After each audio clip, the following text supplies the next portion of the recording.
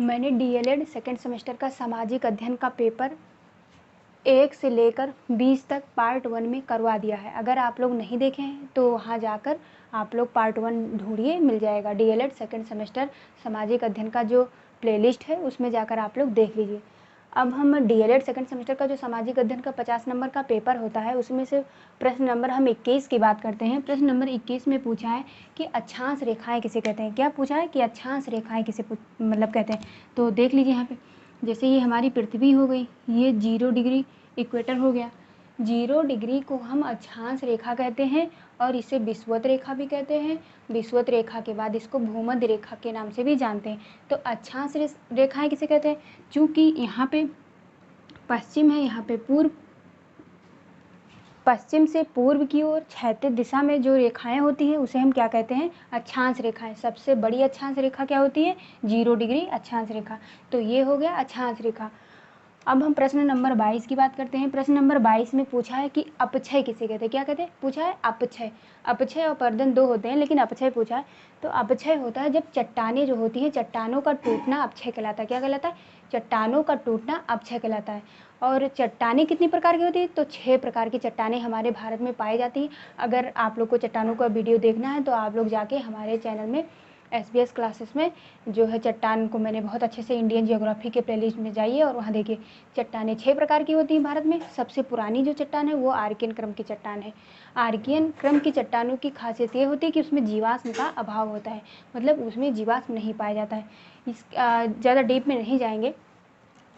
ये हो गया अपक्षय, मतलब चट्टानों का टूटना। अब प्रश्न नंबर 23 है कि मौसम और जलवायु में अंतर।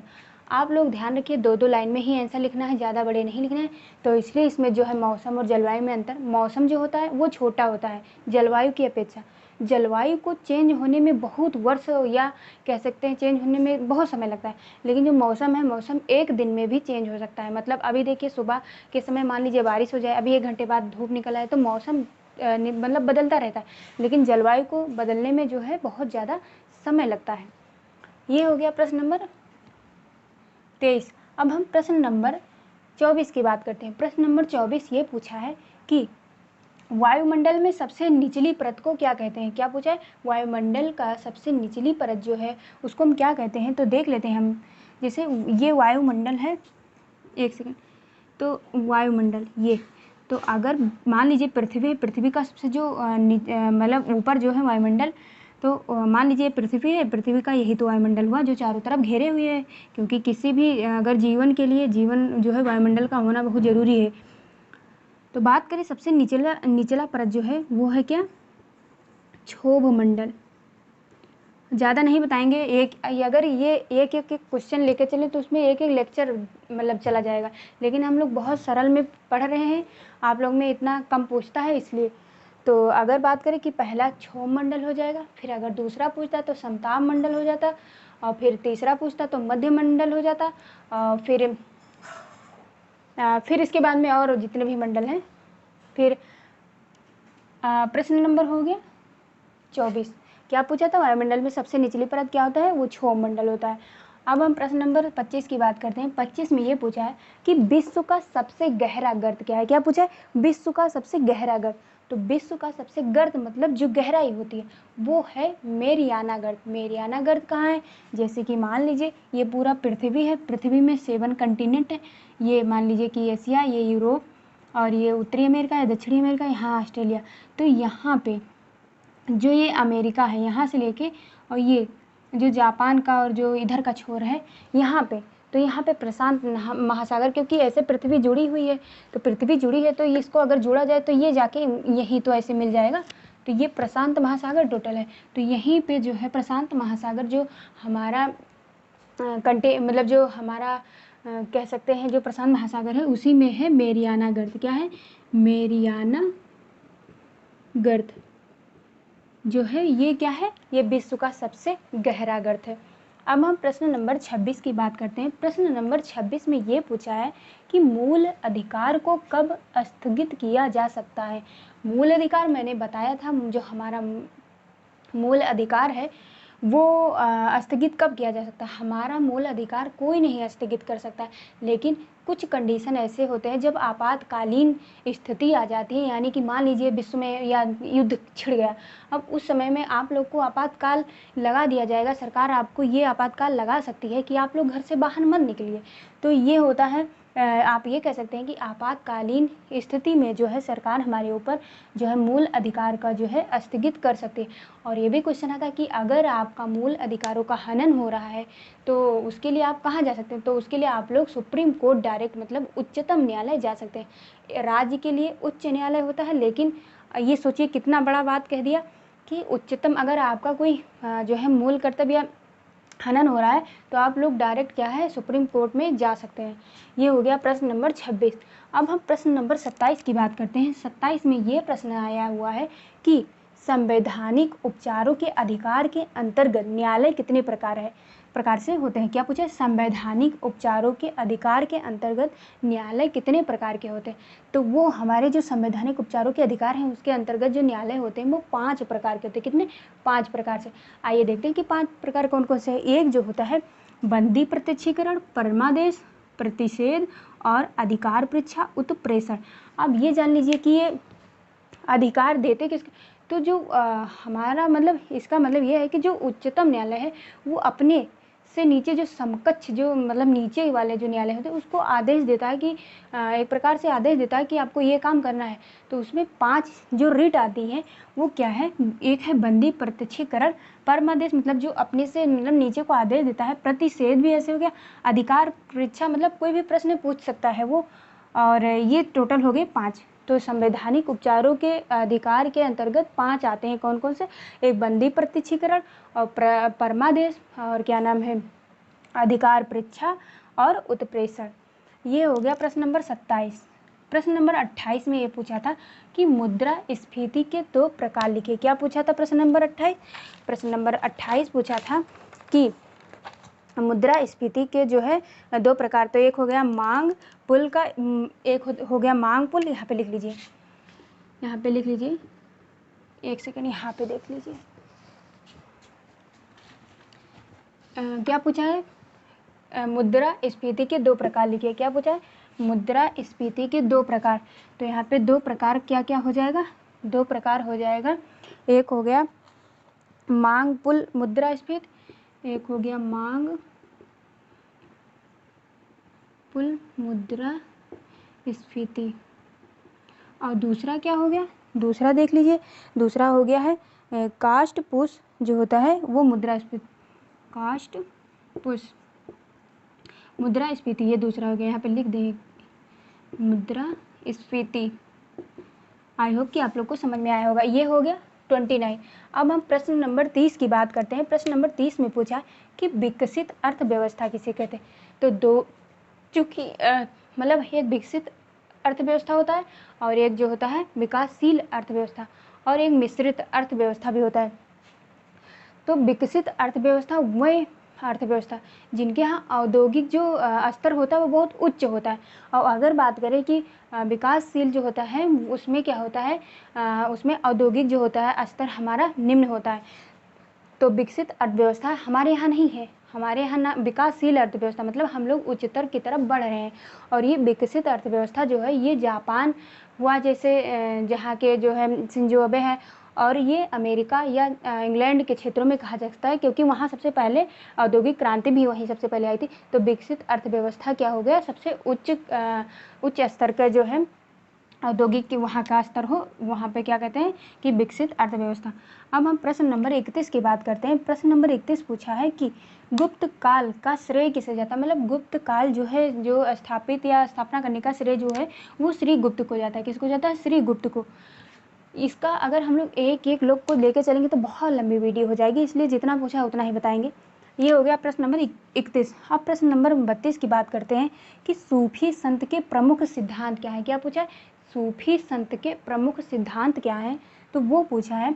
तो इसमें हम बताएंगे कि जो है सूफी संत लोग जो हैं उनका जो सिद्धांत था उसमें था कि अपने जो भौतिक सुख है, जो जैसे कि मान लीजिए कोई आलीशान मकान में रहता है, जो है बिल्कुल एकदम बेहतरीन साज सज्जा के साथ रहता है।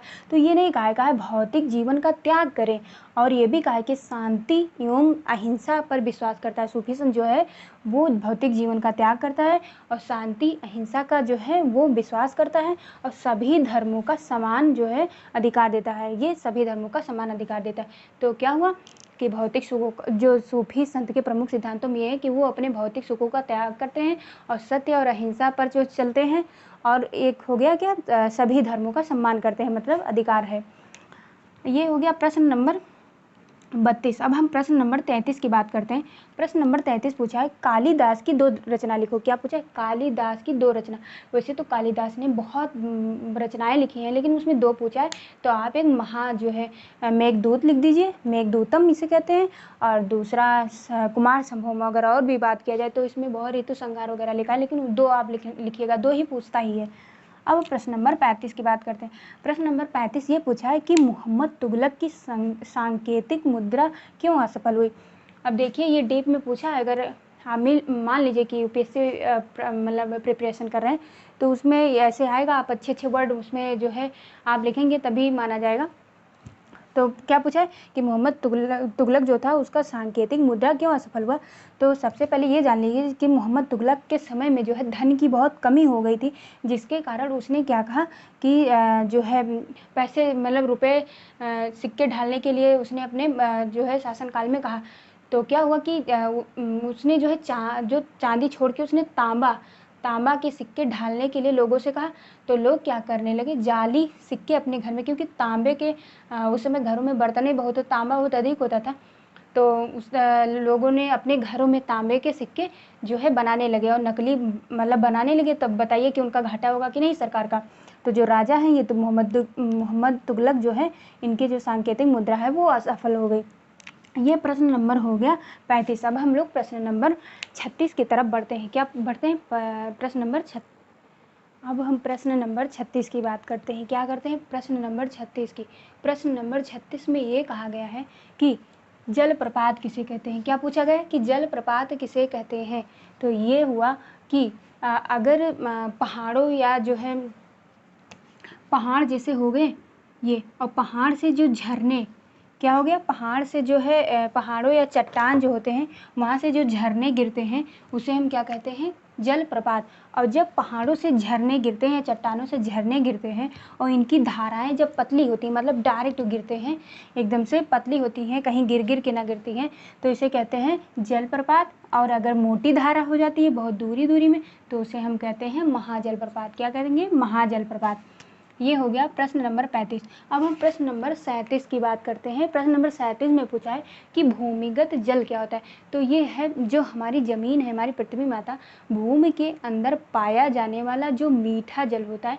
मीठा मतलब उसमें शक्कर वक्कर नहीं पड़ा रहता, मतलब जो हमारे पीने योग्य होता है। अब तो पानी सारा बेकार होता जा रहा है, ऐसा माना जाता है कि 1% से भी कम जो है पानी पीने योग्य बचा हुआ है हमारे लिए।